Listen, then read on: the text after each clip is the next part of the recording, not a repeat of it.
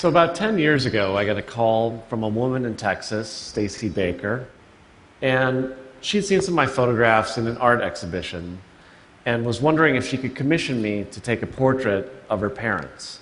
Now, at the time, I hadn't met Stacey, and I thought this was some sort of wealthy oil tycoon, and I'd struck it rich. But it was only later that I found out she'd actually taken out a loan to make this happen.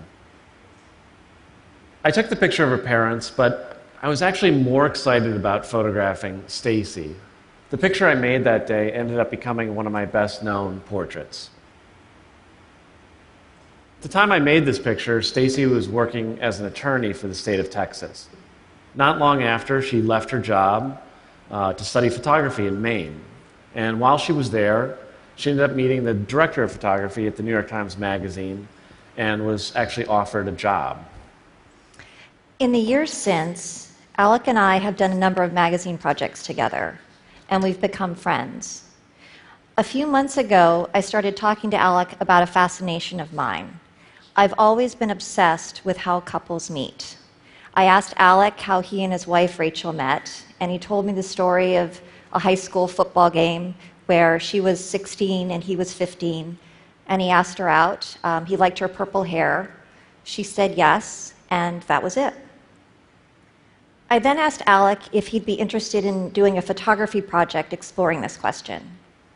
And I was interested in the question, but I was actually much more interested in Stacey's motivation for asking it, particularly since I'd never known Stacey to have a boyfriend. So as part of this project, I thought it'd be interesting if she tried to meet someone. So my idea was to have Stacey here go speed dating in Las Vegas on Valentine's Day.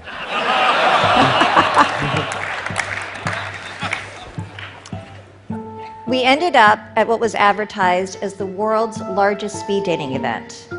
I had 19 dates, and each date lasted 3 minutes. Participants were given a list of icebreaker questions to get the ball rolling. Things like, if you could be any kind of animal, what would you be? That sort of thing. My first date was Colin. He's from England, and he once married a woman he met after placing an ad for a Capricorn. Alec and I saw him at the end of the evening, and he said he'd kissed a woman in line at one of the concession stands. Zach and Chris came to the date-a-thon together. This is Carl. I asked Carl, what's the first thing you notice about a woman? He said, tits.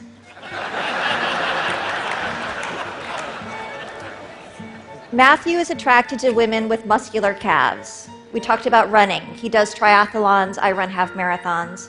Alec actually liked his eyes and asked if I was attracted to him, but I wasn't, and I don't think he was attracted to me either. Austin and Mike came together. Mike asked me a hypothetical question. He said, you're in an elevator, running late for a meeting. Someone makes a dash for the elevator. Do you hold it open for them? And I said I would not.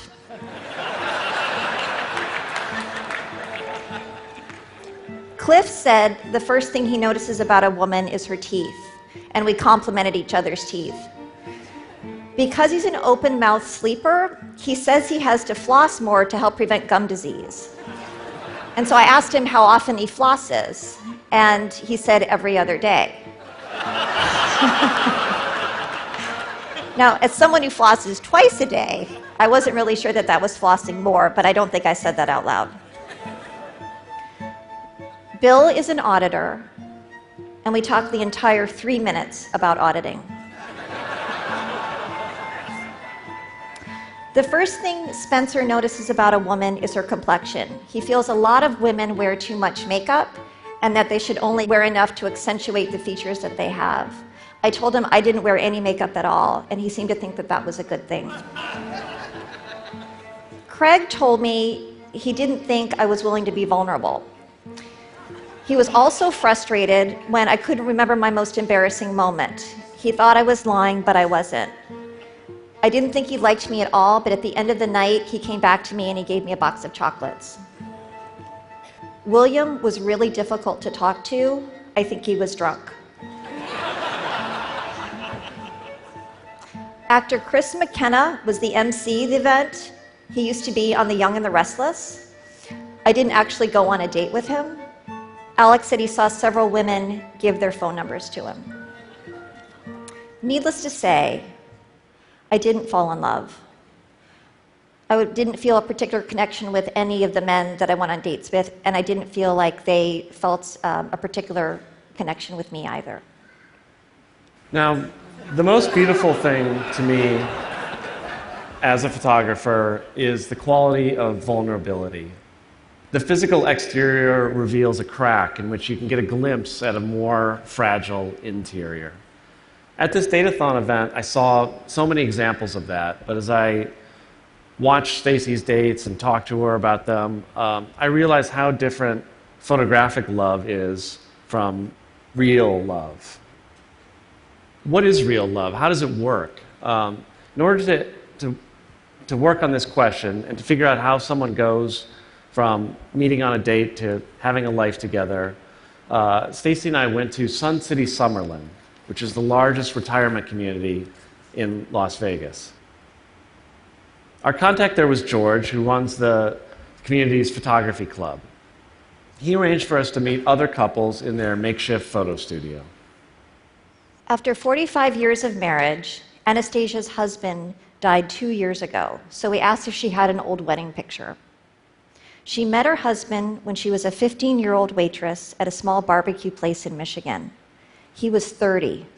She'd lied about her age. He was the first person she'd dated. Dean had been named Photographer of the Year in Las Vegas 2 years in a row, and this caught Alec's attention, as did the fact that he met his wife, Judy, at the same age when Alec met Rachel. Dean admitted that he likes to look at beautiful women, but he's never questioned his decision to marry Judy. George met Josephine at a parish dance. He was 18, she was 15. Like a lot of the couples we met, they weren't especially philosophical about their early choices. George said something that really stuck with me. He said, when you get that feeling, you just go with it. Bob and Trudy met on a blind date when she was still in high school. They said they weren't particularly attracted to each other when they first met. Nevertheless, they were married soon after. The story that stayed with me the most was that of George, the photography club president, and his wife, Mary. This was George and Mary's second marriage. They met at a country western club in Louisville, Kentucky called the Sahara. He was there alone drinking, and she was with friends. When they started dating, he owed the IRS $9,000 in taxes, and she offered to help him get out of debt. So for the next year, he turned his paychecks over to Mary, and she got him out of debt.